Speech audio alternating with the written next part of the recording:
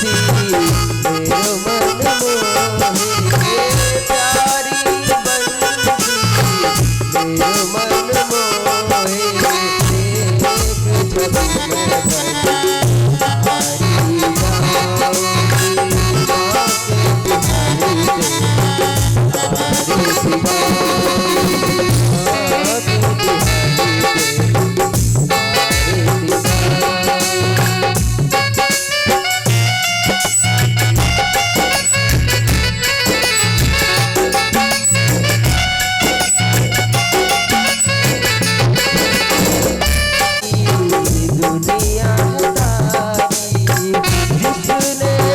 सिवाऊंगी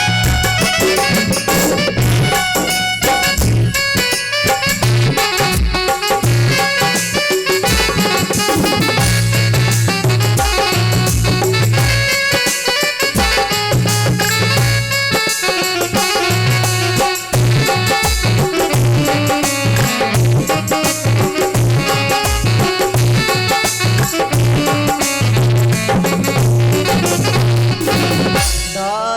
अनाथ के नाथ आप हो, दास अनाथ के नाथ आप हो, सुख दुख जीवन प्यारे साथ आप हो, सुख दुख जीवन प्यारे साथ आप हो, हाथ सदा मैं वृंदावन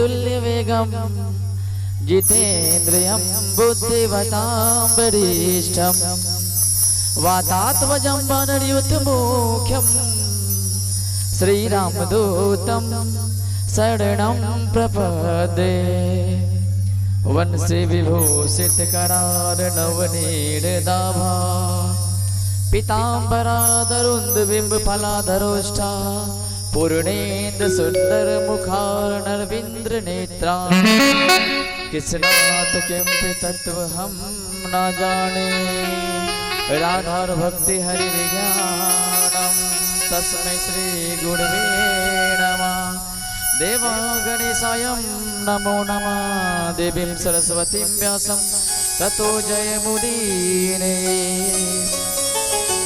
जय जय श्री राधारमण जय जय श्री चित्तचोर प्रभु जय जय माखन चोर प्रभु जय जय श्री मनमोहन और प्रभु राम कथा के रसिक तुम भक्ति रास मति धीर गादे अपने ले जी प्रभु तेज पुंज महावीर आइए हनुमंत जी विराजे बोले श्री हनुमंत लाल जी महाराज की जय वृंदावन बिहारी लाल की जय भागवत महापुराण की जय व्यास जी भगवान की जय यमुना मैया की जय सनातन धर्म की जय। भागवत कथा प्रारंभ करने से पूर्व आइए हम और आप सभी मिलकर के अपने मन एवं वाणी को पवित्र करें और निर्मल बनाएं एवं यहाँ पर उपस्थित समस्त श्रद्धालु भक्त जनों को व्यासपीठ की ओर से मेरा प्रणाम स्वीकार करें। आइए अपने मन और वाणी को पवित्र करने के लिए भगवान के पावन नाम का कीर्तन एवं संकीर्तन करें।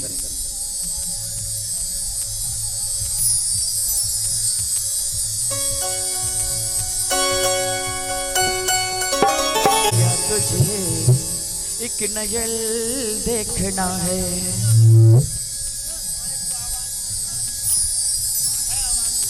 कहना है जिधर तुम छुपे हो जिधर तुम छुपे हो उधर देखना है कन्हैया तुझे एक नजर देखना है कन्हैया तुझे एक नजर देखना है जिधर तुम छुपे हो जिधर तुम छुपे हो उधर देखना है कन्हैया तुझे एक नजर कन्हैया तुझे एक नजर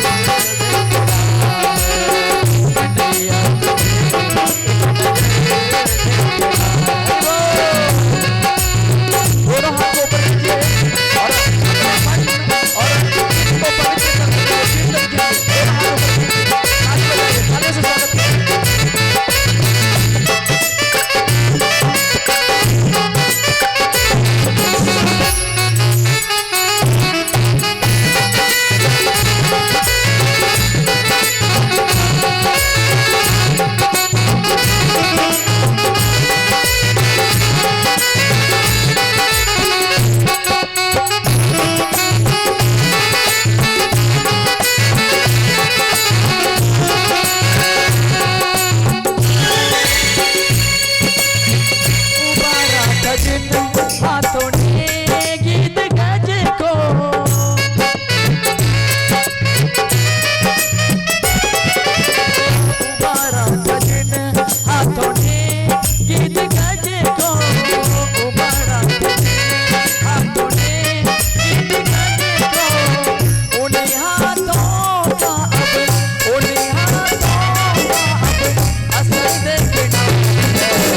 कन्हैया तुझे एक नजर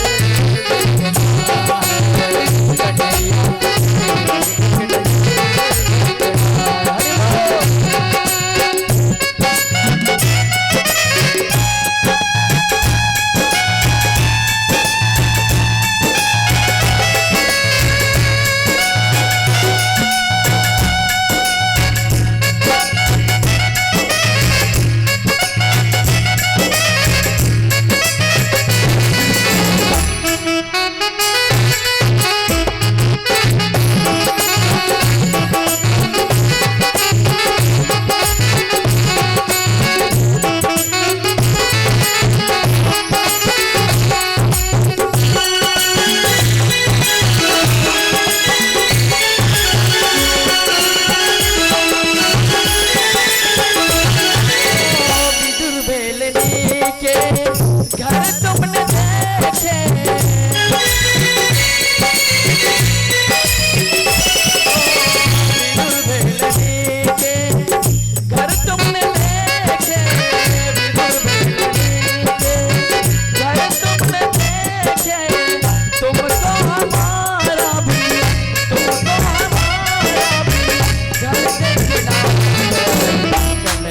तुझे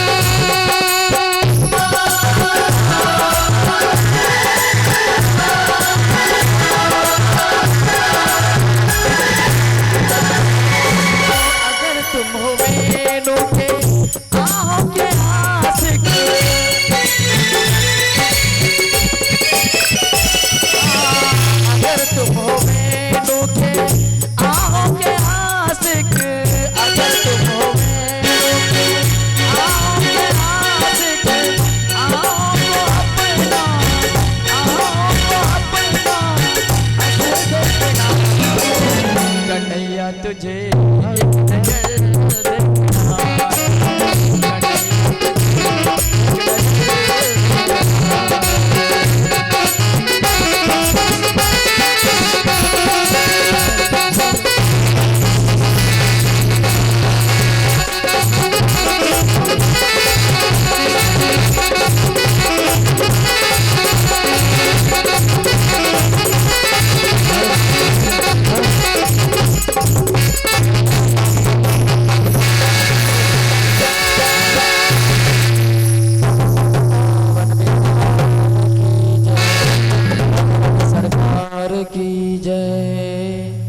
जय Shri Sitaram. Hello hello hello hello hello श्राप लगा है क्योंकि समीक ऋषि के पुत्र सिरंगी ऋषि ने उसको श्राप दिया था। ये श्राप देने का एक कारण था कि एक बार की बात है, ये जो धर्म रूपी गाय है इसका 3 पैर कट चुका था। और ये काटने वाला कौन था? तो वेद व्यास जी श्रीमद् भागवत महापुराण में लिखते हैं कि एक बार की बात है, ये जो कलयुग है जिसमें हम वास करते हैं, ये कलयुग एक तलवार लेकर के धर्म रूपी गाय के 3 पग को काट चुका था। चारों तरफ हाहाकार मचा हुआ था।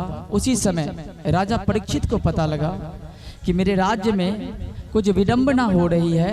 दौड़ करके गया तो राजा परीक्षित ने देखा कि एक काला सा पुरुष धर्म रूपी गाय के 3 पैर को काट चुका है, शेष 1 पैर बचा हुआ है। अब इसको बचाया कैसे जाए? तो जैसे राजा परीक्षित उस कलयुग के पास गए तो कलयुग ने राजा परीक्षित के पैर में गिर पड़ा कलयुग। और राजा परीक्षित से कहने लगा कि हे राजन, अभी अभी द्वापर युग था, उसमें भगवान श्री कृष्ण ने हमें कहीं पर जगह नहीं दिया और आप धर्मार्थी राजा हैं, थोड़ा सा जगह मुझे यहाँ पर कहीं दे दीजिए। राजा था, सोचा कि थोड़ा सा जगह दे दिया जाए। तो कलयुग को राजा परीक्षित ने 4 स्थान दिया। कौन कौन सा स्थान दिया? दूतम, पानम, स्त्रियम, सुना, ज्वालय, मदिरालय, वेश्यालय और हिंसा। अब कलयुग कहता है कि महाराज आपने तो मुझे चारों अपवित्र स्थान दे दिया, अरे एक तो कम से कम अच्छा स्थान दीजिए। कलयुग ने विचार किया। कलयुग के विचार से खुश होकर के राजा परीक्षित ने कलयुग को कहा कि हे कलयुग, जाओ गलत तरीके से अर्जित किया हुआ जो सोना होगा उसमें तुम वास करना। और कलयुग ने सोचा कि सबसे पहले मैं इस राजा परीक्षित को ही काल के हवाले कर दूं। उसके बाद मुझे कलयुग में कोई परेशानी नहीं होगी। और कलयुग के लोग तो ऐसे होंगे कि बस अपने छिप जल पावक गगन समीरा रूपी शरीर को पाकर के काम क्रोध मद लोभ मोह में फंस करके उलझ जाएंगे और जैसे मैं चाहूंगा वैसे करूंगा। उस समय क्या हुआ कि एक दिन की बात है, राजा परीक्षित शिकार खेलने का मन आया और उसने सोचा कि मेरे दादा भीम अर्जुन इसने कोई मेरे लिए कुछ छोड़ के गया है। तो एक बक्सा रखा हुआ था घर पे, उसको खोल करके देखा तो उसमें दिखा कि एक स्वर्ण का मुकुट था। वो गलत तरीके से अर्जित किया हुआ मुकुट था। उसको आज राजा परीक्षित ने पहना और शिकार के लिए निकला। और सबसे पहले ये कलयुग उस राजा परीक्षित के माथे पे जो मुकुट था उस पर बैठा। और उस आवेश में राजा परीक्षित ने समीक ऋषि को देखा तो ध्यान पे बैठा हुआ था। उसको लगा कि समीक ऋषि ढोंग कर रहा है। और उसी समय समीक ऋषि के आश्रम के पास एक मरा हुआ सर्प तक्षक जाति का पड़ा था और उस सर्प को उस समीक ऋषि के गले में डाल दिया। कुछ शिष्यों ने जाकर के सिरंगी ऋषि स्नान करने गए थे, उसको बताया कि गुरुदेव आपके पिताश्री के गले में किसी ने मरा हुआ सांप डाल दिया है। उसी समय सिरंगी ऋषि ने हाथ में गंगा जल लिया और संकल्प करके बोला कि जिस मूर्ख ने मेरे पिता के गले में मरा हुआ सर्प डाला है, आज से 7वें दिन उसको उसी तक्षक नाग के काटने से मृत्यु हो जाए। जब इस बात का पता राजा परीक्षित को लगा तो गंगा नदी के किनारे अपने वेशभूषा को त्याग कर राजा परीक्षित पहुंचे। और वहां पर राजा परीक्षित को सुखदेव जी मिले और सुखदेव जी ने कल्याण का मार्ग बताया। अब वर्णन आता है कि राजा परीक्षित ने जो कलयुग को वो 4 स्थान दिया वो कितने अपवित्र थे। तो संतों ने कहा स्त्रियम, जहां पर वैश्यावृत्ति होती है वो स्थान आज कलयुग को मिला। और ऐसी स्थिति आ जाती है वैश्यावृत्ति में कि लोग अपने अपने धन को समाप्त कर देते हैं, बर्बाद कर देते हैं वेश्या के चक्कर में पड़ करके। दूतम, दूतम बोले तो जुआ। आपने देखा होगा कि महाभारत का जो युद्ध हुआ वो इसी जुए के चक्कर में हुआ। अगर पांडव लोग जुआ नहीं खेलते तो दुर्योधन लोग उसकी पत्नी का अपमान उस बड़ी सभा में ना करते। लेकिन लोग आजकल तो ऑनलाइन जुआ खेल रहे हैं, मोबाइल पर जुआ खेल रहे हैं।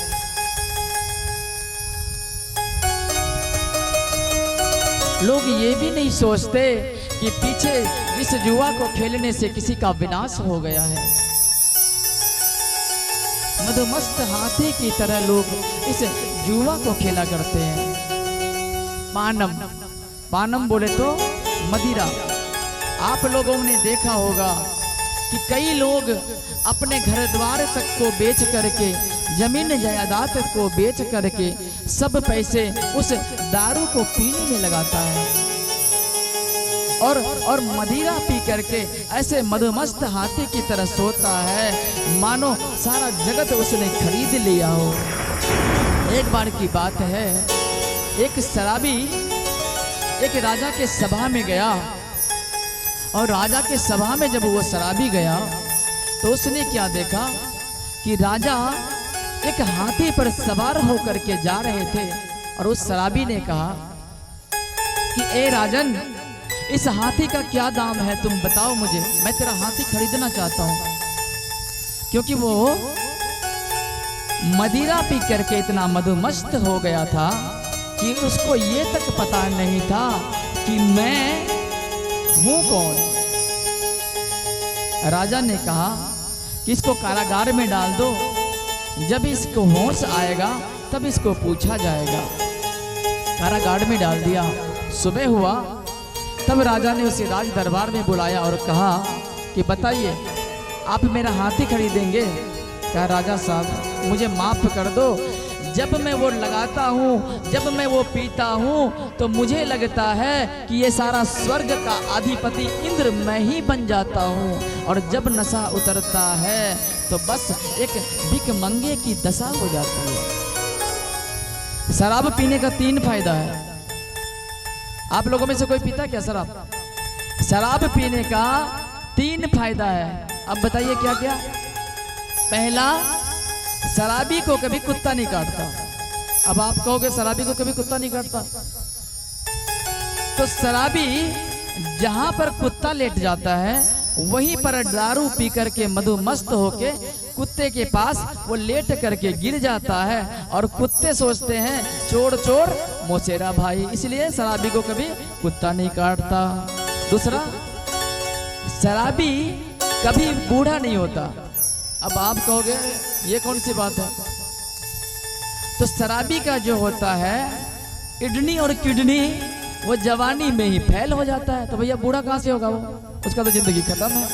और उसके बाद अपनी पत्नी, धर्म पत्नी के साथ उसका कभी नहीं बनता। शराब पीने का ये 3 फायदा है।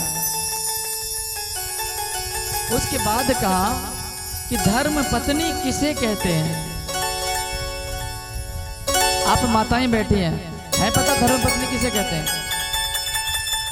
जो अपने पति को अधर्म के मार्ग से धर्म में लेकर के आए उसे क्या कहते हैं? धर्म पत्नी कहते हैं। तो ऐसे से वृतांत श्री व्यास जी कर्मठ योगी राजा परीक्षित को बताते हैं। उसके बाद लास्ट स्थान दिया था हिंसालय, जहां पर वो बकरा काटा जाता है। आपने देखा होगा लोग बकरा काटते हैं, बेचते हैं दुकानों में। किसी और जीव को काट काट करके इतनी स्वार्थ लाभ करे सब, मन अपने स्वार्थ के लिए ये भी नहीं सोचता कि किसी जीव का हत्या हम किस तरह से कर रहे हैं। आप लोगों ने देखा होगा कि कई बार हमारा जब थोड़ा सा हाथ में कोई चाकू या ब्लेड लग जाता है तो बड़ा दर्द होता है। अब आप सोचिए कि जिस बकरे को, जिस मुर्गे को आप काटते हैं, खाते हैं, उसको कितना दर्द होता होगा। तो ऐसे ऐसे 4 स्थान कलयुग को कर्मठ योगी राजा परीक्षित ने दिया। और जब श्राप लगा और उस श्राप से बचने के लिए कर्मठ योगी राजा परीक्षित गंगा तट पे जाकर के पहुंचे। वहां पर गुरुदेव से मिले और गुरुदेव से प्रश्न पे प्रश्न, प्रश्न पे प्रश्न, अपने बचाव का उपाय कहता है। तब श्री सुखदेव जी राजा परीक्षित को बताते हैं कि हे राजा, अब मैं आपको सृष्टि प्रकरण की कथा सुनाता हूं। सृष्टि का निर्माण कैसे हुआ वो कथा आज राजा परीक्षित को गुरुदेव सुना रहे हैं। आप लोग भी ध्यान से सुनिएगा। कहा कि इस सृष्टि का प्रकरण भगवान श्रीमन नारायण से हुआ। वो कैसे हुआ कि भगवान सबसे पहले इस जगत में एक सागर का विशाल रूप उत्पन्न हुआ, और उसके बीच में भगवान शेष सैया पर श्री नारायण का प्राकट्य हुआ। और उसी नारायण के नाभि कमल से एक नाभि से एक कमल नाल निकला, और उस कमल नाल से ब्रह्मा जी का उत्पत्ति हुआ। और जब ब्रह्मा जी उस कमल नाल से बाहर आए तो ब्रह्मा जी ने क्या देखा? उसको बहुत बड़ा भयंकर सा रूप दिखाई दिया। वो फिर सोचा कि मैं इसके अंदर जाकर के देखूं, जिस नाल से निकला हूं उसके अंदर आखिर है क्या। कई हजार वर्ष तक ब्रह्मा जी उस कमल नाल के अंदर जाते गए, लेकिन उसको कहीं कोई अंत नहीं मिला। ब्रह्मा जी पुनः उससे वापस आए और ब्रह्मा जी को सुनाई दिया तप। और उस दिन से ब्रह्मा जी ने अपना तप प्रारंभ किया। कई हजार वर्ष तप करने के बाद भगवान श्रीमन नारायण ने कहा कि हे ब्रह्मा जी, अब आप सृष्टि निर्माण के कार्य में लग जाइए। और उसी समय ब्रह्मा जी ने मानसिक सृष्टि से 4 संत को उत्पन्न किया। सनक, सनंदन, सनातन और सनत कुमार, ये 4 ऋषि को उत्पन्न किया। चारों ऋषि से कहा कि आप सृष्टि प्रकरण में मेरी सहायता करें, लेकिन इन चारों ऋषि ने मना कर दिया। कहा गुरुदेव,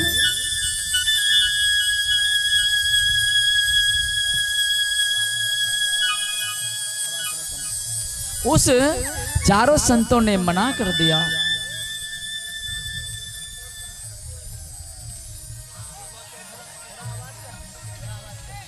आप लोग थोड़ा ध्यान से सुनिए, आप लोग घबराइए मत, ध्यान से सुनिए। तो क्या हुआ कि जब चारों ऋषि को ब्रह्मा जी ने कहा कि मैं आपको मानसिक सृष्टि से उत्पन्न किया हूं, आप सृष्टि को आगे बढ़ाने में मेरी मदद कीजिए। चारों संतों ने मना कर दिया। कहा भैया, हमारा सृष्टि प्रक्रम में कोई काम नहीं है, हम जा रहे हैं भगवान का भजन करने के लिए। चारों जंगल की ओर प्रस्थान कर गए। चारों जंगल की ओर प्रस्थान कर गए। उसके बाद ब्रह्मा जी को क्रोध आया। क्या आया? ब्रह्मा जी को क्रोध आया और ब्रह्मा जी के क्रोधाभिरुकुटी केंद्र से भगवान रुद्र का प्राकट्य हुआ। बोलिए शंकर भगवान की जय। और जैसे ही रुद्र का प्राकट्य हुआ, इतने भयंकर रूप में रुद्र आए, इतने विशाल रूप में आए, हाथ में डमरू, जटाजूट, गले में सर्प की माला, पर्वताकार रूप धारण कर लिया भगवान शंकर ने। और सब अचंभित हो गए। सारे देवी देवता आकाश मार्ग से पुष्प की वर्षा करने लगे। चारों तरफ से पुष्प की बरसात होने लगी और सब घबरा गए। और उस समय ब्रह्मा जी ने भगवान रुद्र को आदेश दिया कि हे भगवान रुद्र, आप सृष्टि प्रकरण में मेरी मदद करें। और उस समय भगवान रुद्र ने क्या करा? उसी समय जब डमरू बजाया और उसके डमरू बजाते ही हजारों करोड़ों भूत प्रेत जिन पिशाच आदि उत्पन्न हो गए। ब्रह्मा जी ने कहा बस भोलेनाथ, बस आप छोड़ दो, आपके बस की नहीं है सृष्टि प्रकरण करना।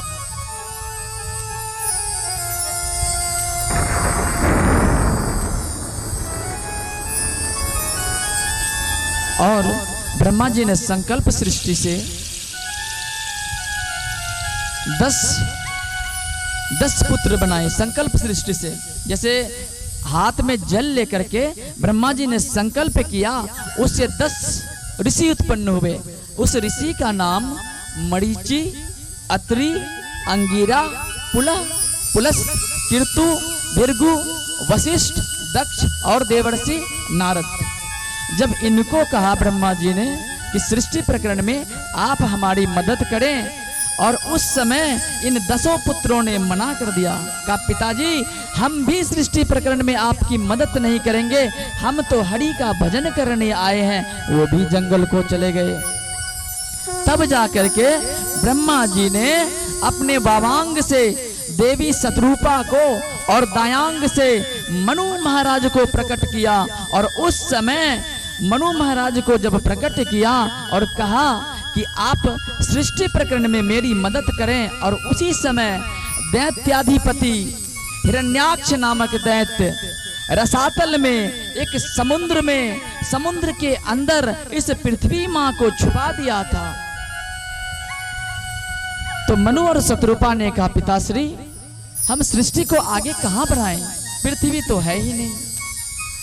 तब उस समय ब्रह्मा जी को छींक आई और उस नासिका केंद्र से एक सुअर रूपधारी भगवान निकला।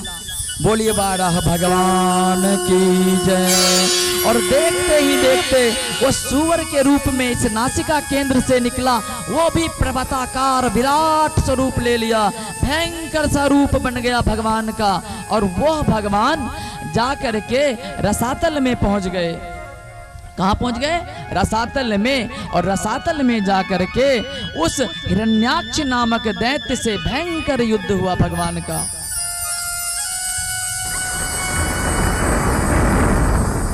और युद्ध के दौरान वह हिरण्याक्ष नामक दैत्य गोविंदाय नमो नमः मारा गया।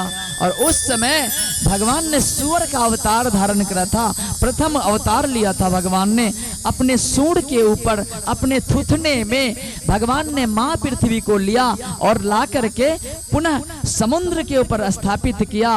और वहीं से सृष्टि प्रकरण का कार्य प्रारंभ हुआ। मनु शतरूपा ने वहीं से सृष्टि प्रकरण का कार्य चालू किया। मनु शतरूपा के टोटल 5 संतान हुए। 3 पुत्री 2 पुत्र।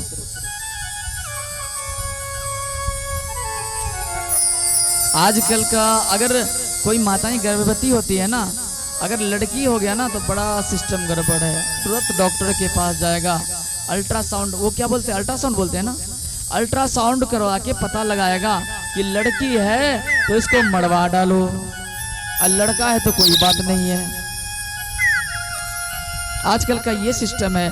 और हमारे जो पूर्वज थे उनके सबसे पहले 3 पुत्री थी और 2 पुत्र, आकुति, देवहूति और प्रसूति। 3 पुत्री, उत्तानपाद, प्रियव्रत, 2 पुत्र। अब आप सोचिए, 3 पुत्री 2 पुत्र। उस मनु महाराज ने समय बीता, अपने पुत्रियों का विवाह ऋषियों के साथ कर दिए। आकुति का विवाह रुचि प्रजापति के साथ करवाया, प्रसूति का विवाह दक्ष प्रजापति के साथ करवाया, और देवहूति का विवाह कर्दम ऋषि के साथ करवा दिया। उत्तानपाद का विवाह 2 स्त्रियों के साथ हुआ। सृष्टि का प्रकरण चला तो सबसे पहले श्री वेद व्यास जी ने प्रसूति के वंश का वर्णन किया कि प्रसूति का विवाह दक्ष प्रजापति के यहाँ हुआ। दक्ष प्रजापति के घर 60 कन्याओं ने जन्म लिया। कितने कन्याओं ने? दक्ष प्रजापति की टोटल 60 कन्याएं थी। और सबसे छोटी लड़की का नाम था सती। क्या था? सबसे छोटी लड़की का नाम सती रखा गया। और ये कैसे हुआ? एक बार की बात है, ब्रह्मा जी ने दक्ष प्रजापति को कहा कि तुम मैया जी का आराधना करके उसको अपनी पुत्री के रूप में प्राप्त करो। और दक्ष प्रजापति ने ठीक वैसा ही किया। जगत जननी मां जगदम्बा का आराधना किया और आराधना के फलस्वरूप आज मां जगत जननी जगदम्बा सती के रूप में दक्ष प्रजापति के घर में प्रकट हुई है। 5 वर्ष की अवस्था है मां सती का, और 5 वर्ष की अवस्था से ही मां सती रुद्राक्ष गा रही है, रुद्राक्ष की माला पहन रही है, पार्थिव शिवलिंग बनाती है, उपासना करती है भगवान शंकर को प्राप्त करने के लिए। समय बीता, यौवन अवस्था को आई मां सती। भगवान शंकर का विवाह मां सती के साथ प्रस्ताव रखा गया, लेकिन दक्ष प्रजापति ने मना कर दिया। ब्रह्मा जी भगवान विष्णु के कहने पर दक्ष प्रजापति ने अपनी सबसे छोटी लड़की का विवाह भगवान शंकर के साथ करवाया, और मां सती भगवान शंकर के संग विवाह करके अपने लोक को चली गई। कौन से लोक? कैलाश नगरी को। बड़ा सुंदर जीवन कट रहा था वहां पर।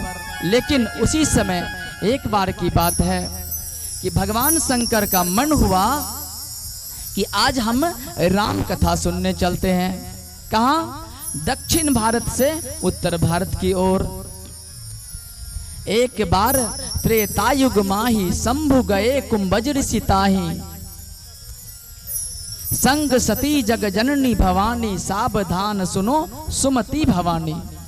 कि एक बार की बात है कि भगवान शंकर का मन हुआ कि आज हम राम कथा सुनने चलें, और कुंभज ऋषि के पास प्रयागराज पहुंचे। और भगवान राम का उसी समय त्रेता युग चल रहा था, और जब जा रहे थे भगवान शंकर आज जाकर के कहाँ पहुंचे? तो कुंभज ऋषि के आश्रम में पहुंचे और बड़ा सुंदर राम कथा दोनों ने सुना। लेकिन माँ सती का मन कथा सुनने में बिल्कुल नहीं था, उसने कुछ ध्यान नहीं दिया। और जब कथा सुन करके वापस आ रहा था, उसी समय भगवान राम का त्रेता युग चल रहा था। भगवान राम लीला कर रहे थे, क्योंकि लंकापति रावण ने मां सीता का हरण कर लिया था, और उसी के विलाप में दोनों भ्राता लक्ष्मण और राम रो रहे थे और पूछ रहे थे, हे खग मृग हे मधुकर श्रेणी, तुम देखी सीता मृग नैनी। और खग मग मतलब कि तोते से, मृग से और बड़े बड़े पेड़ से पूछ रहा है कि आपने मेरी कमल नैनी को देखा है क्या? जैसे ही भगवान शंकर ने इस दृश्य को देखा, एक पेड़ के पीछे छुप गए और दूर से ही नमस्कार किया। मां सती ने पूछा कि स्वामी, आप नमस्कार किसको कर रहे हैं? भगवान ने कहा, शंकर ने, कि ये मेरे इष्ट हैं। मां सती के मन में संशय हुआ कि साधारण पुरुषों की भांति रोने वाला आपका इष्ट है। मां सती के मन में ईर्ष्या हुआ, कलेश हुआ, और उसका नाश वहीं से प्रारंभ हो गया। वहीं से प्रारंभ हो गया।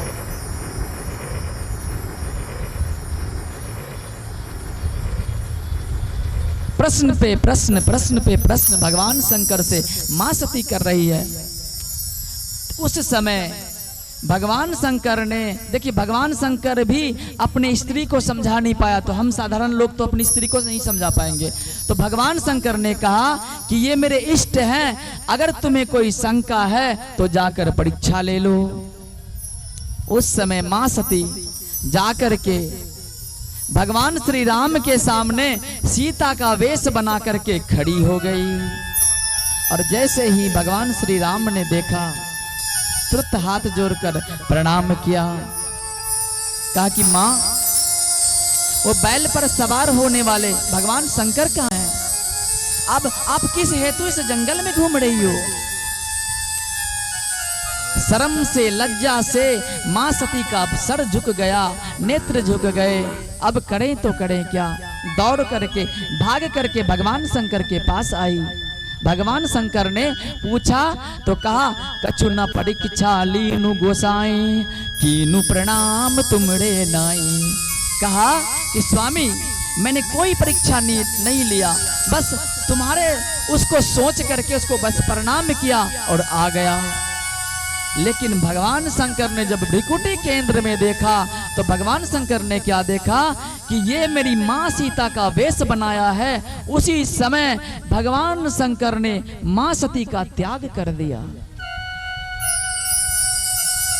क्योंकि जिस पत्नी का स्थान अपने वामांग में होता है, उस पत्नी ने आज हमारी मां सीता का वेश धारण कर लिया है, त्याग कर दिया। कैलाश नगरी पहुंचे, 87,000 वर्ष के लिए भगवान शंकर तप में चले गए, ध्यान में चले गए 87,000 वर्ष तक। और जब 87,000 वर्ष के बाद मां सती, भगवान शंकर का जब ध्यान टूटा, प्रातः काल शिव जब से जागे, राम नाम शिव सुमिरन लागे। और जैसे ही शिव का नेत्र खुला, मां सती समझ गई कि हमारे इष्ट भगवान शंकर जाग चुके हैं। और उस समय हरि की माया ने कार्य करना प्रारंभ कर दिया था। और उसी समय आकाश मार्ग से कैलाश नगरी की तरफ से सुंदर सुंदर विमान पर बैठ करके सारे देवी देवता कहीं जा रहे थे। मां सती के मन में संशय हुआ। मां सती ने कहा कि हे देव, ये जो विमान जा रहा है ये कहां जा रहा है? कहा आपके पिताजी दक्ष प्रजापति एक यज्ञ करवा रहे हैं, उस यज्ञ को देखने के लिए ये विमान जा रहा है। कई हजार विमान उसी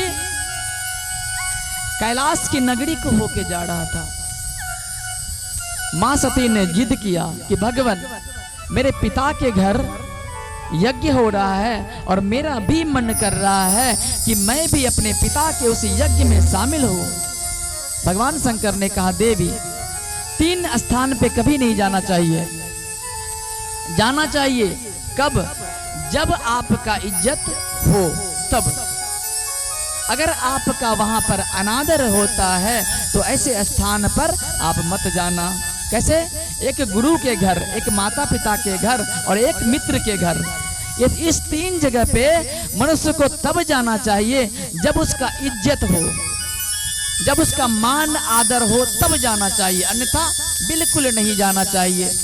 भगवान शंकर के लाख समझाने पर भी मां सती ने जिद किया और उस समय भगवान शंकर ने अपने 2 रुद्रगणों को उस मां सती के साथ लगा दिया कि जाइए, जब देवी जिद कर रही है तो लेकर के जाइए। मां सती को लेकर के वो 2 रुद्रगण दक्ष प्रजापति के उस यज्ञ भवन में पहुंचे। अब जैसे ही मां सती ने क्या देखा वहां पर कि सारे देवी देवताओं का स्थान, बड़ा सुंदर सुंदर सिंहासन लगा हुआ है, लेकिन मेरे पति का कोई स्थान ही नहीं है। सती को क्रोध आ गया। क्या आया? सती क्रोध से लाल हो गई और उस समय सती ने कहा कि दक्ष, तू पिता नहीं, तू कुपिता है, क्योंकि तूने मेरा अपमान किया है। मैं जब अवतार ले रही थी तब मैंने कह दिया था कि तुम अगर किसी दिन मेरा अपमान करोगे तो मैं तुम्हारा पुत्री नहीं कुपुत्री बन जाऊंगा। दक्ष, तूने मेरा अपमान किया है।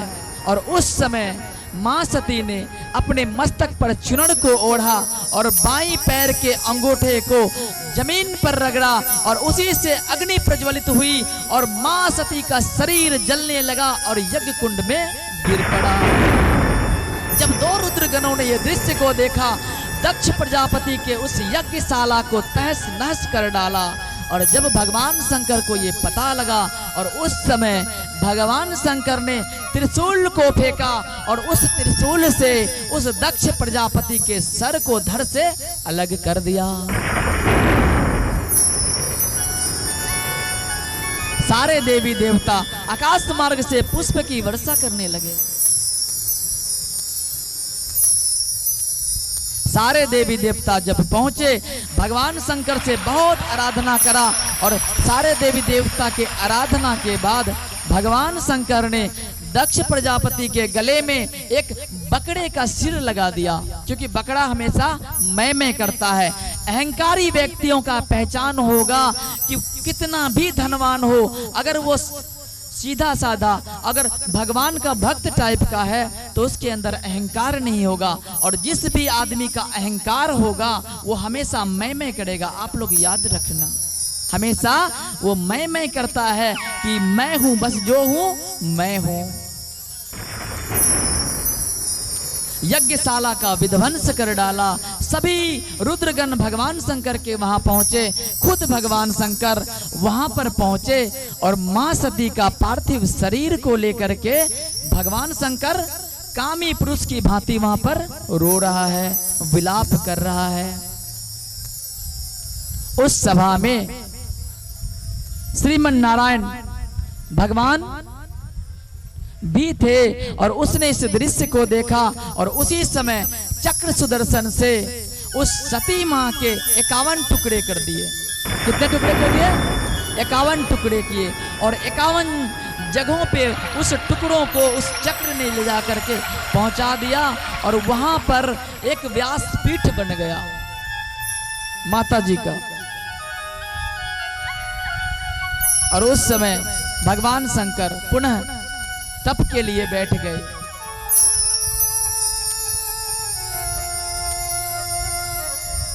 विनाश काले विपरीत बुद्धि, जब मनुष्य का विनाश आता है तो उसकी बुद्धि विपरीत हो जाती है।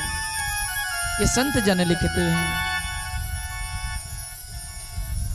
इसीलिए व्यक्ति का अहंकारी होना, व्यक्ति का स्वभाव बदलना ठीक नहीं है। आज मां सती का जो नाश हुआ वो केवल अभिमान के चलते हुआ। पुनः भगवान शिव फिर से ध्यान में बैठ गए। तो आइए अपने मन को बहलाने के लिए एक सुंदर सा भजन गा लें। भजन आप लोग सब हाथ उठाइए और मेरे साथ गाइए। आप लोग वृंदावन जाओगे मेरे साथ? अभी लेके जाऊंगा। अभी जाओगे वृंदावन?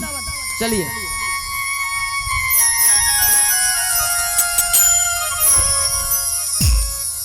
मेरा मन पंछी ये बोले और वृंदावन जाऊं, ब्रज की लता पता पे मैं राधे राधे गाऊं, मैं राधे राधे गाऊं, मैं राधे राधे गाऊं, राधे राधे गाऊं, राधे राधे गाऊं। हरि बोल। मेरा मन पंछी ये बोले, मेरा मन पंछी ये बोले और वृंदावन जाऊं, ब्रज की लता पता राधे राधे गाऊं, राधे राधे गाऊं, राधे राधे गाऊं।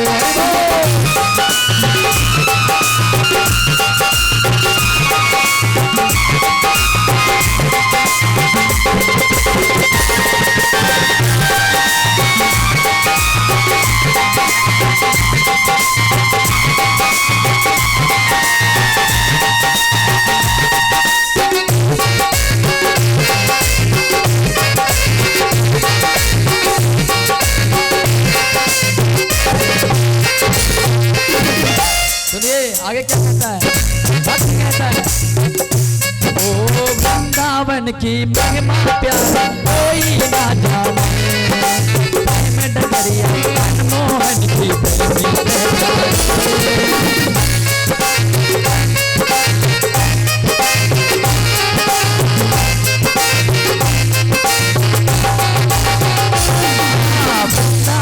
की महिमा प्यारी कोई ना जाने,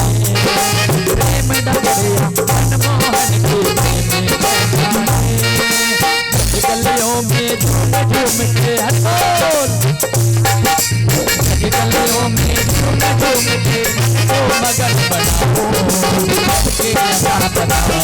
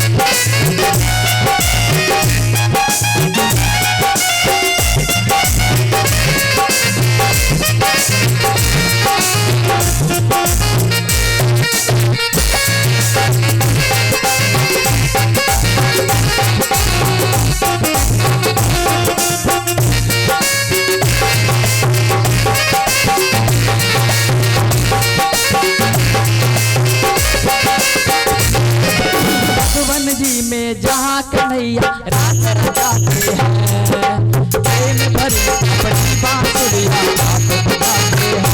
सुनिए,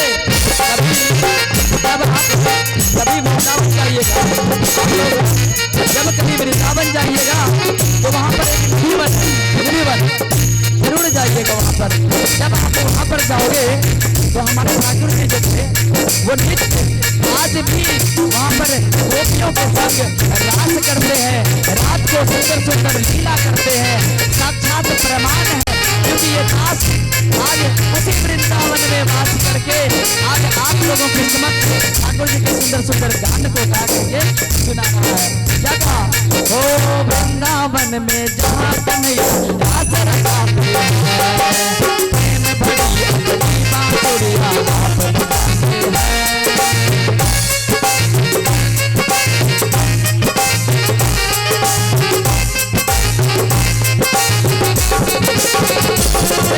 राधा संग नाचे सावरिया, हरि बोल।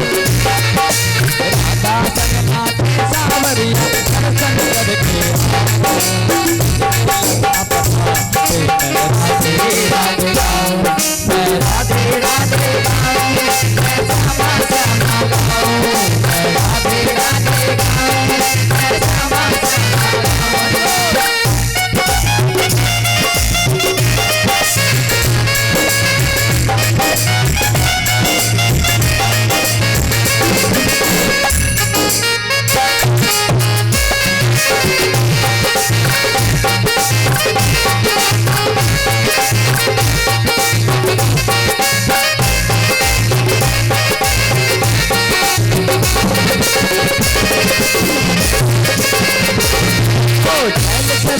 कृष्ण पिया तेरी याद सताती है,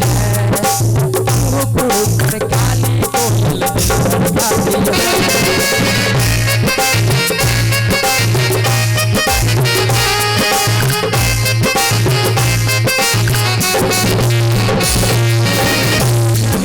कृष्ण पिया तेरी याद सताती है, काली कोयल दिल धड़काती है। मिलिया तूने सब मेरा, हरि बोल। सुनिए, जब आप उस ठाकुर जी का वास इस हृदय में देखोगे ना, जब आप उस कृष्ण को याद करने लगोगे जिसके नाम का यहाँ पर कीर्तन होता है, उस कृष्ण को जिस दिन आप अपने मन में जगह दे दोगे तो बस वही हालत हो जाता है जो एक कोयल के उस जेठ का मास आने पर होता है। अब कहता है ओ कर काली कोयल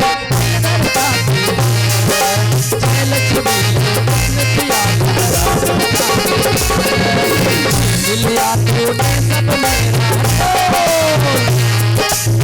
मिलिया तूने सब मेरा, हार कहाँ राधे गाऊं, मैं श्यामा श्यामा गाऊं, मैं राधे राधे गाऊं, मैं राधे राधे गाऊं।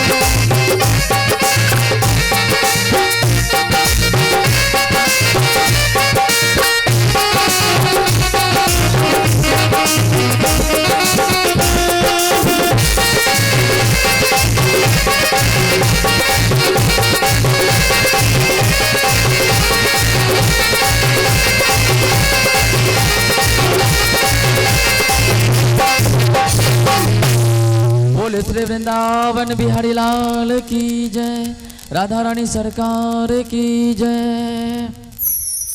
देखिए, बोलने में कंजूसी मत कीजिएगा क्योंकि पैसा नहीं लगता बोलने में, ठीक है। यही एक चीज है जिसमें कोई टैक्स नहीं लगता है। बोलिएगा थोड़ा जोर से, एक बार फिर से बोलिए, राधे राधे। अब भगवान शंकर पुनः जगत जननी जगदम्बा मिलन हेतु एक बार फिर से ध्यान में बैठ गए। कई हजार वर्ष तप करने के बाद जगत जननी जगदम्बा ने सोचा कि पुनः शिव मिलन हेतु मैना मैया की कोख से हिमांचल नगर में पार्वती के रूप में मां ने फिर से अपना लीला प्रारंभ किया। बोलिए पार्वती मैया की जय। मैना मैया के गर्भ से हिमांचल नगर में पुनः मां पार्वती ने शिव मिलन हेतु पुनः अवतार धारण करा और शिव के मिलन हेतु उसने जब 5 वर्ष की थी और फिर से रुद्राष्ट गाने लगी, भगवान शंकर के लिए सुंदर सुंदर गान करने लगी। कभी आरती करे, पार्थिव उस रेत समझते हो आप लोग, बालू का शिवलिंग बना करके उसको पुष्प से पूजा करे, कभी फल खाए, कभी पत्ते खाए और उपवास करे। उसी तरह समय बीता। जब जवान हुई मां पार्वती तो नारद जी को शादी के लिए प्रस्ताव देने के लिए भगवान शंकर के पास भेजा। माँ पार्वती का तप चल रहा था। अब भगवान शंकर ने सोचा कि माँ पार्वती का परीक्षा लिया जाए, और उस समय कुछ ऋषियों को भेज दिया कि जाओ उसका परीक्षा लो पहले। तो ऋषि लोग आए माँ पार्वती के पास, जाकर के कहने लगा कि आप किसे पाने के लिए तप कर रही हैं।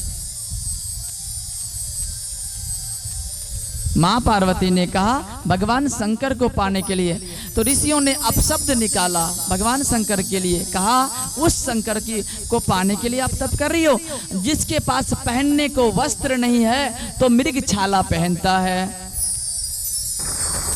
शरीर को ढकने के लिए कोई वस्त्र नहीं है तो ताजे ताजे चिता का भस्म लगाता है, कोई माला नहीं पहनाता तो मुंडों की माला पहनता है, सर्प को गले में धारण कर लेता है, कोई भोजन नहीं देता तो हर शमशान में जाकर के जो शमशान में लोग छींटते हैं फेंकते हैं उसी को खाता है।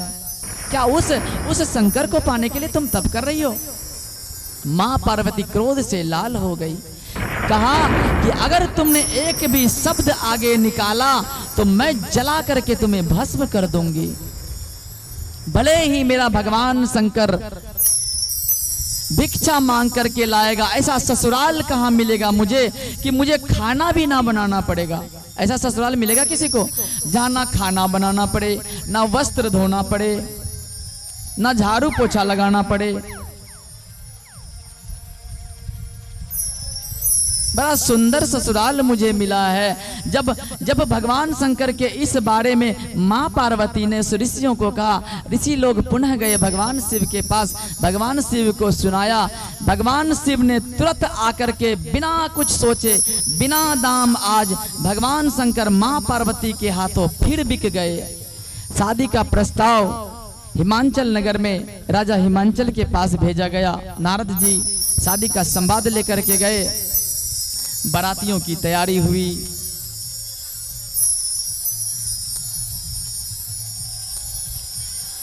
बारातियों की तैयारी हुई, बाराती बड़ा सज धज गए। भगवान शंकर का बाराती चलना है, सारे देवी देवताओं को बुलाया गया कि भैया बाराती चलना है। सारे देवी देवता आ गए। अब भगवान शंकर अपने को सजाने के लिए किसको बुलाया? डमरू बजाया और कई देश से बड़े बड़े भयंकर भूत प्रेत जिन आदि वहां पर प्रस्तुत हो गए। किसी का सर नहीं, किसी का मुंह नहीं, किसी का हाथ नहीं, किसी का पैर नहीं, किसी के शरीर में हड्डी है, ऐसे ऐसे भूत आ गए।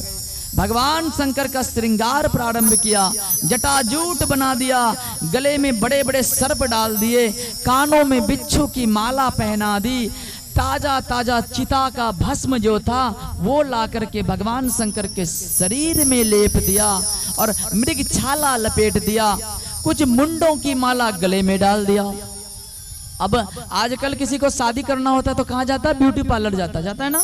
ब्यूटी पार्लर में जाके बड़ा सुंदर श्रृंगार करवाता है, फेस चाहे जैसा भी हो उसमें मेकअप करके बड़ा सुंदर बना देता है उसको। और भगवान शंकर ने किसको बुलाया श्रृंगार करने के लिए? भूतों को, प्रेतों को। बड़े बड़े भूत आए अलग अलग देश से, भगवान शंकर का सुंदर सा श्रृंगार किया। और तो और जब देवताओं ने इस दृश्य को देखा कि भगवान शंकर का सजावट कुछ अलग सा है, देवताओं ने सोचा हमारा तो इज्जत होगा नहीं भैया, क्योंकि बाराती लोग तो सिर्फ खाने के लिए जाते हैं ना, कि हमें कुछ अच्छा अच्छा खाना मिल जाए। सारे देवी देवता ने क्या किया? सब अलग दो गुट में बट गए, दो गुट में बट गए सारे देवी देवता। एक देवताओं का गुट हो गया और एक भगवान शंकर के साथ भूतों का गुट हो गया। देवी देवता पहले चले गए और बाराती जाने के लिए भगवान शंकर के लिए एक बैल मंगाया गया और उस बैल पर भगवान शंकर उल्टा बैठ गए। अरे बाराती भी जाना तो सीधा बैठ जाओ, अरे भैया उल्टा बैठ गए भगवान शंकर। अब क्या करे भैया, बाराती कैसे चले? अब क्या हुआ? सारे देवी देवता जब पहुंचने लगे मैना मैया के उस कक्षशाला में और हिमांचल राजा के वहां तब सब ने जब इस दृश्य को देखा, सबसे पहले इंद्र देवता गए आरती की थाल लेकर। वो माँ मैना और उसकी सखी सहेली दौड़ करके आई आरती उतारने के लिए। नारद जी ने कहा सावधान, अरे ये तो उसके यहाँ झाड़ू पोछा करता है। अब मैना मैया सोच रही है कि आखिर होगा कैसा दूल्हा, आखिर दूल्हा कितना सुंदर होगा। ये बोल रहा ये तो उसके यहाँ झाड़ू पोछा कर रहा है। उसी के कतार में फिर भगवान विष्णु आ गए। अब भगवान विष्णु को देखा तो कहा ये उसके यहाँ बॉडीगार्ड रहता है। इसी प्रकार से सारे देवी देवता वहां पर पहुंच गए।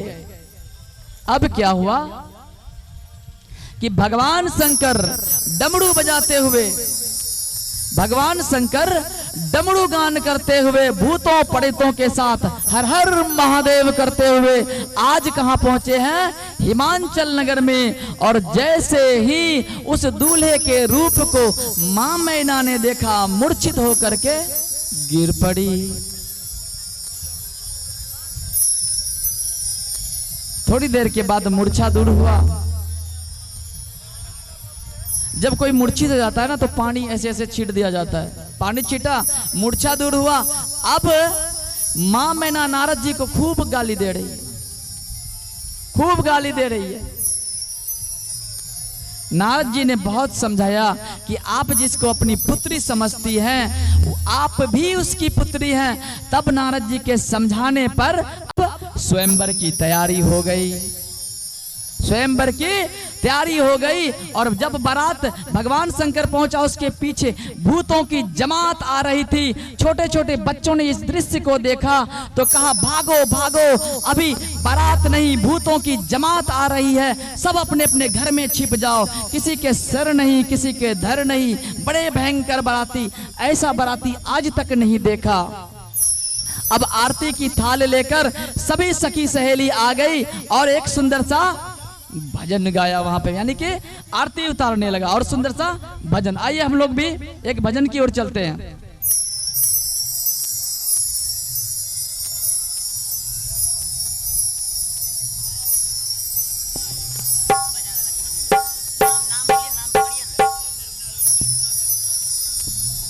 शंकर के कोई भक्त लोग हैं क्या जो शिव चर्चा करते हैं? कौन कौन करते हैं? हाथ उठाइए। आप लोग सब शिव चर्चा करते हैं ना? बहुत खुश, बहुत सुंदर। उमा कहूं मैं अनुभव अपना, केवल हरि भजन सत जगत सब सपना। भगवान शंकर मां पार्वती को कहता है कि उमा कहूं मैं अनुभव अपना, केवल हरि भजन सत जगत सब सपना। केवल हरि का भजन सत है, बाकी जगत सपना है। अब सब आरती की थाल लेकर के आया और आप लोग भी हमारे साथ शुरू हो जाइए। ओ भोले बाबा की आ गई बारात, चलो सखी दर्शन करो। भोले बाबा की आ गई बारात, चलो सखी दर्शन करो।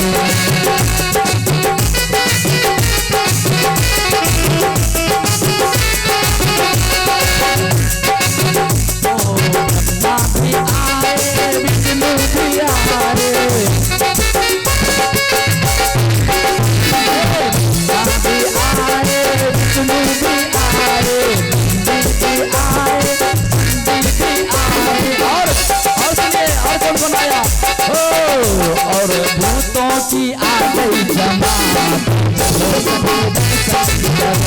और भूतों की आ गई जमात, चलो सखी दर्शन करो। थोड़ा हाथ ऊपर कीजिए और नृत्य कीजिए। राधे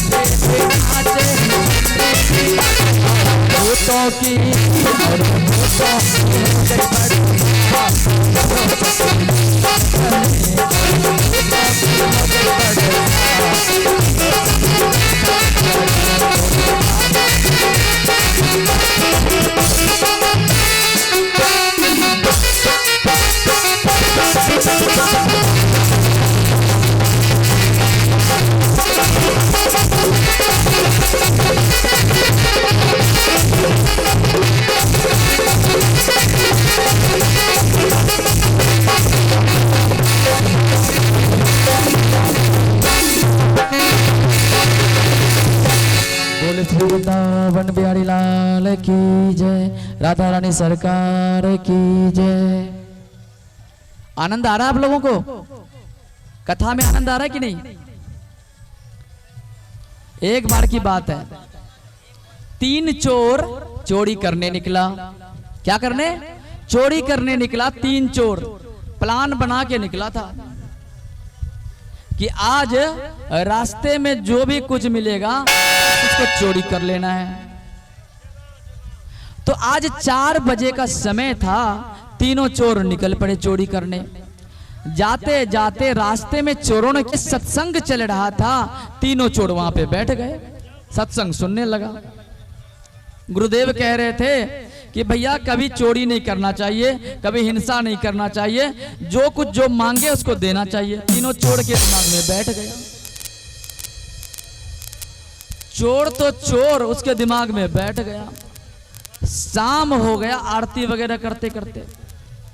अब चोर लोगों ने सोचा भैया अब तो अंधेरा हो गया, अब क्या करें, अब कहां जाएं। चलते चलते रास्ते में एक गांव था, उस गांव में पहुंच गए जाके तीनों चोर। तो गांव में जब घुसा तो उस चोरों ने देखा कि एक तरफ से रात्रि के 9 बज रहे थे, एक तरफ से सबका दरवाजा लगा हुआ था, गर्मियों का समय था, लेकिन गांव के लास्ट में एक बूढ़ी माताजी रहती थी, उसके घर का आज दरवाजा खुला हुआ था। उसके घर का दरवाजा खुला हुआ था। तीनों चोर उसके घर के अंदर प्रवेश कर गए।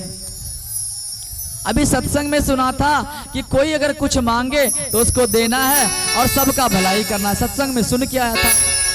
वहां एक बूढ़ी मैया सो रही थी और वो खराटे मार रही थी। खराटे खराटे समझते हो आप लोग? खराटे कहता खिर खिर ऐसे खराटे मार रही थी। अब इन चोरों ने सोचा ये खीर मांग रही है। अभी सुन के आया कोई धर्म का काम कर देते हैं। तो चोरों ने घर के अंदर देखा तो रसोई था। रात का जब दूध बच जाता तो माता लोग ढक कर रख देती है, थोड़ा सा दूध था, वहीं पर चावल था, वहीं पर चीनी था, लिया और खीर बनाया। भैया खीर बनाते बनाते रात्रि के 12 बज गए। खीर तैयार हो गया। अब चोर सोचता है कि रात्रि के 12 बज गए, चोरी भी करना थोड़ा बहुत, क्योंकि 3 आदमी है भैया, कुछ मिलेगा तो कल का दाना पानी चलेगा, तो जल्दी जल्दी खिलाओ और चलो। और गरम गरम खीर उस बूढ़ी मैया के मुंह में डाल दिया। अब वो जोर से चिल्लाई, वो जोर से चिल्लाई और सब बेटा पुतहु दौड़ करके जमा हुआ। एक बेटा पुतहु ऊपर वाले मंजिल में रहता था, दौड़ करके सब आया। नीचे वाली सबसे पहले नीचे वाली दौड़ा, क्या हुआ मैया क्या हुआ?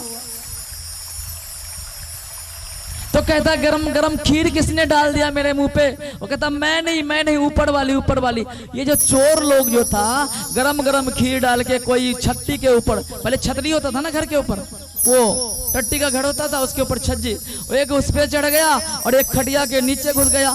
अब ऊपर वाली जो आया उसकी वो जेठानी, वो कहता मैं नहीं, नीचे वाला। अब तीनों चोर, ऊपर वाला चोर कहता मैं नहीं, नीचे वाला खटिया के नीचे। अब सबको पकड़ा, बीच गांव में ले जा करके खूब धुलाई हुआ भैया। ये सत्संग का फल मिला उन लोगों को। अब कहता है बाप रे बाप, चोरी करने निकले, रास्ते में सत्संग सुना, अगर ये काम नहीं करता तो आज मार नहीं पड़ता। इसलिए सत्य के काम पे हमेशा अटल होकर के करना चाहिए, तब आपका मनोबल बढ़ेगा। अच्छा माताएं, आप लोग आंगन को कभी लिपती हैं गोबर से? कौन कौन लिपता है? क्यों लिपते हैं गोबर से, है पता?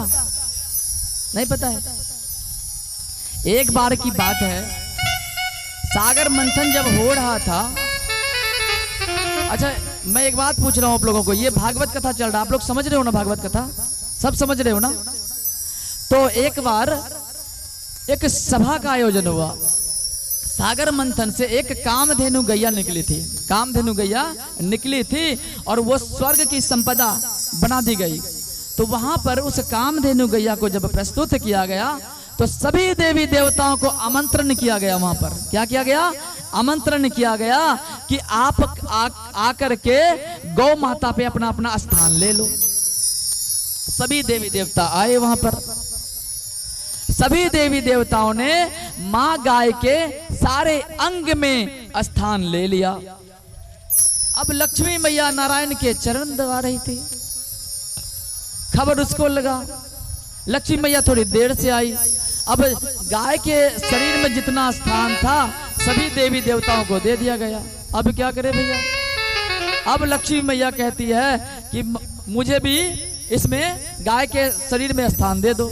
ब्रह्मा जी कहता है कि मैया मुझे क्षमा करें, क्योंकि गाय के शरीर में कोई ऐसा जगह है ही नहीं बचा जहां आपको स्थान दे दिया जाए।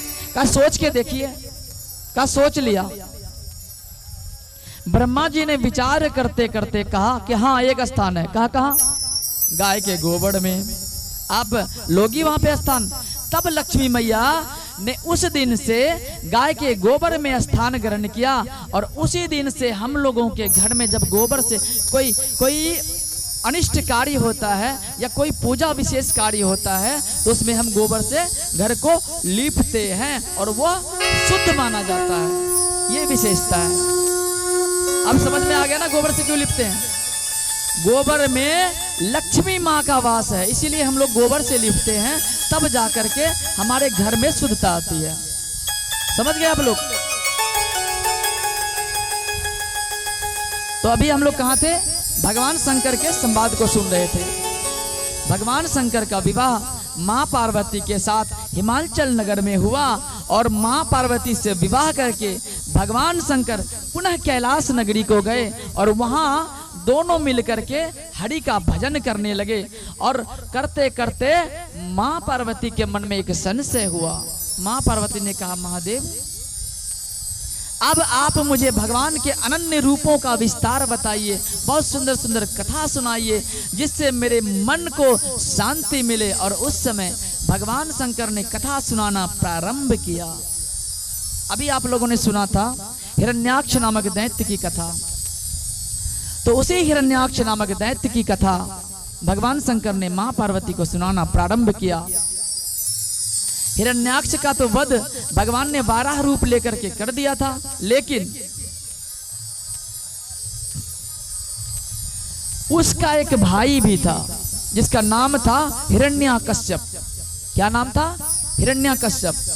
तो मां पार्वती कहती है कि महादेव ये हिरण्याक्ष और हिरण्याकश्यप कौन था, पहले उसके बारे में मुझे बताइए। तब कहा द्वारपाल हरि के प्रिय दो, जय और विजय जान सबको, विप्र श्राप ते दूनों भाई, 4 जन्म असुरह देह पाई।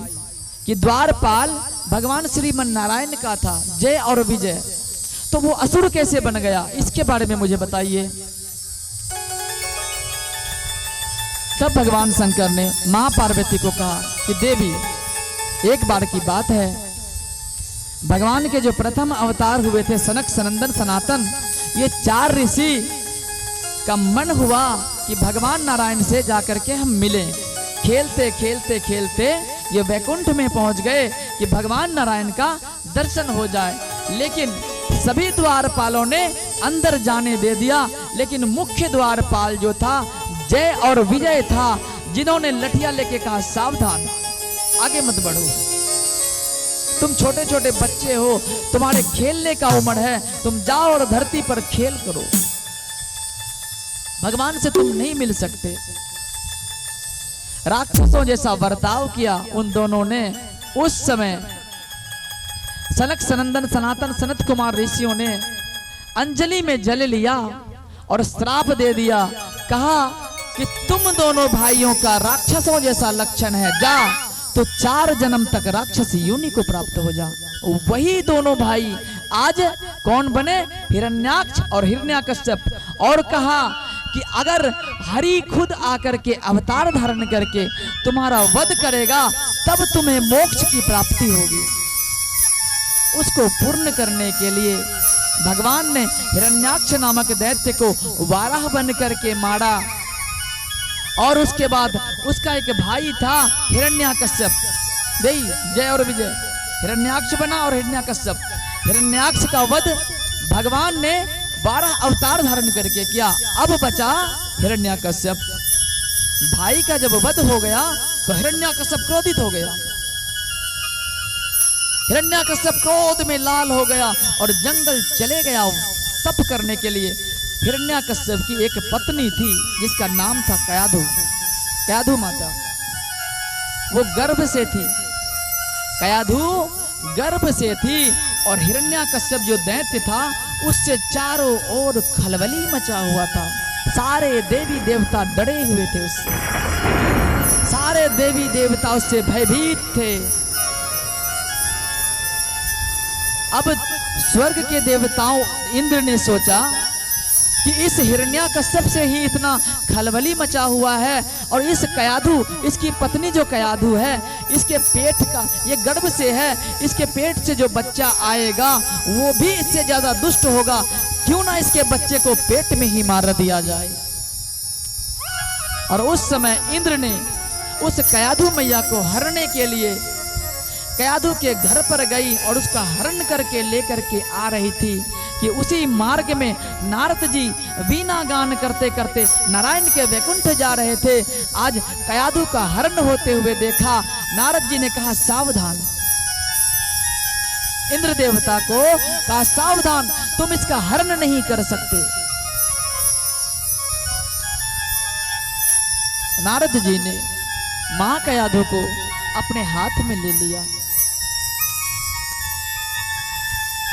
और त्रिकूट नामक पर्वत पे चले गए उसको लेकर के, और उसको श्रीमद् भागवत महापुराण का सुंदर सुंदर कथा सुनाया, इतना पवित्र कर दिया कि देखिए आजकल की माताएं क्या होती है, जब गर्भ से होती है तो क्या करती है, टीवी और सीरियल देखती है ना, और उसका जो शिशु आता है धरती में तो वो भी फिल्म स्टार बन जाता है। बचपन से ही खिलौना मांगता है माता से कि खिलौना दो, नहीं तो माथा पटकता जमीन पे। लेकिन आज जब मां कयाधु गर्भ से थी तो नारद जी ने उसको क्या सुनाया, श्रीमद् भागवत महापुराण का कथा सुनाया।